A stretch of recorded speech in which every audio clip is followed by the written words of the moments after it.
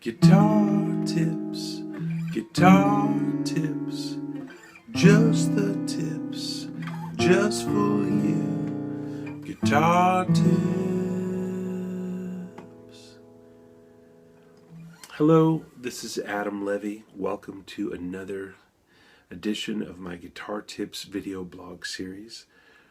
I post a new video here each and every Friday, just for you. And I hope that you enjoy them. Please subscribe if you're not already subscribed. And tell a friend.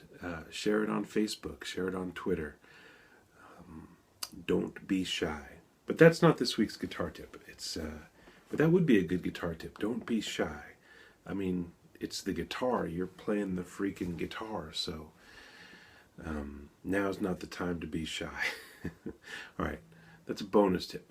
This week's tip has to do with guitar picks. I'm not even sure what to call it, but just for lack of a good title, I'll call it Take Your Pick. This week, guitar tip number 31, take your pick. Where are we going to take it? Take it downtown, take it to church, take it wherever you want to take it, put it in your pocket, and see what happens. My favorite picks these days, and of course this changes all the time, but that's the point, is I wanted to just mention how important guitar picks are. It's the cheapest part of your tone chain, super easy to experiment. You could go to your local guitar shop and some of those places even have just like a big goldfish bowl on the front counter, and you can buy a handful of picks for $5. But if you don't have that, just ask your friends what they're using. Maybe you can borrow some picks or just make some from a coat button. I don't know. But this is currently my favorite one. It's a Golden Gate Mandolin pick. What I like about it is a couple things. One is it's all rounded edges. I noticed that when I was using kind of typical Fender heavy type of picks, that I was always playing on the shoulder of the pick and not the tip. And I thought, geez, why don't I just use a pick that's all shoulders? And that's what these are. They're sort of tortoise looking. They're made of celluloid, which is my favorite material for picks. I think it's about 1.4 millimeters. It doesn't actually say on the pick, but that's a pretty good guess. It's definitely heavier than a Fender heavy, and I think even heavier than an extra heavy. But it has a nice sound, very big sound. It doesn't flap at all just because it's so thick. So if you're into fast playing, not that I am, but I think a heavy pick like this would be a good choice. But different picks have different sounds. Another one of my favorite picks is completely different, quite different material, different shape. This is a Jim Dunlop Nylon pick, 1 millimeter thick, quite flexible, great for strumming.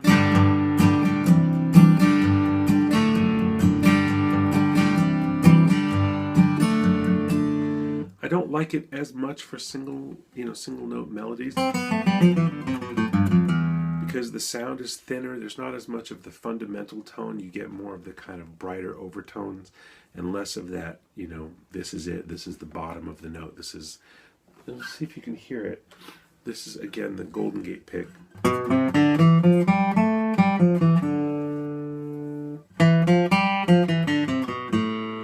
don't know how well it's going to translate. I record these things on my little iPhone, so I don't know what the audio is, but I hope you can hear it. They're quite different.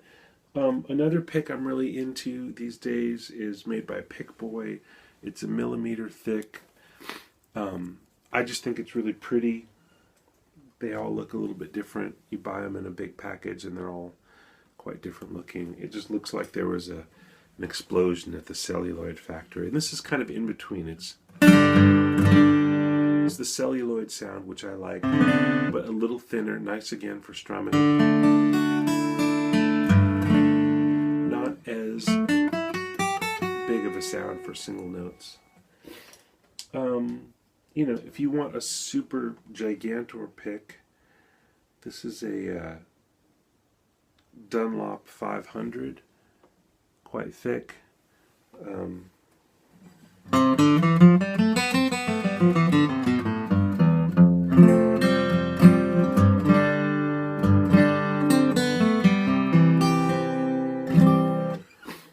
I'm still digging of all of these. The Golden Gate. This is another pick I was really into for a while. I get them from this guitar shop in Toronto. They're quite heavy. I don't know if you can see, but it's this kind of nice looking faux ivory kind of thing.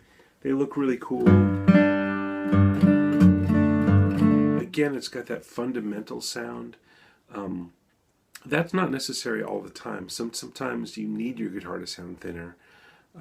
And this is a pick can work like an EQ, you know, emphasizing or de-emphasizing certain parts of the tone.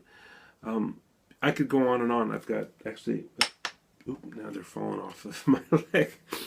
This is an Ultex Jazz 3, also by Jim Dunlop. I'm not sponsored by them or anything. They just happen to make a lot of picks. I like the sound of this pick. It's pretty small. Depending on your technique, that could be cool. It's a Jazz 3 shape, and it's made of Ultex. It's kind of cool. Maybe one more here. These are kind of ubiquitous. This is the Jim Dunlop green, you know, Delrin material. Anyway, that's...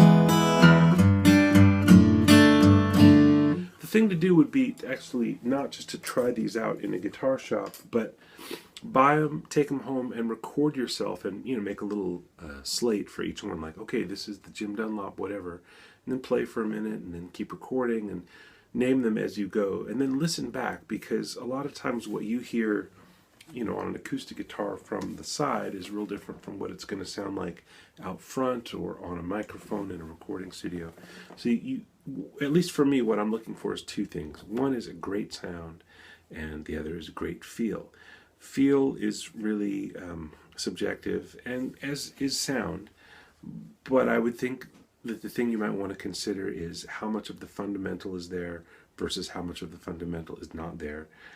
And also how much clicky clack is there. Some picks tend to make more of a clicky clack as they hit the string, and that can be annoying. You might not even notice it until you listen to the recording of yourself.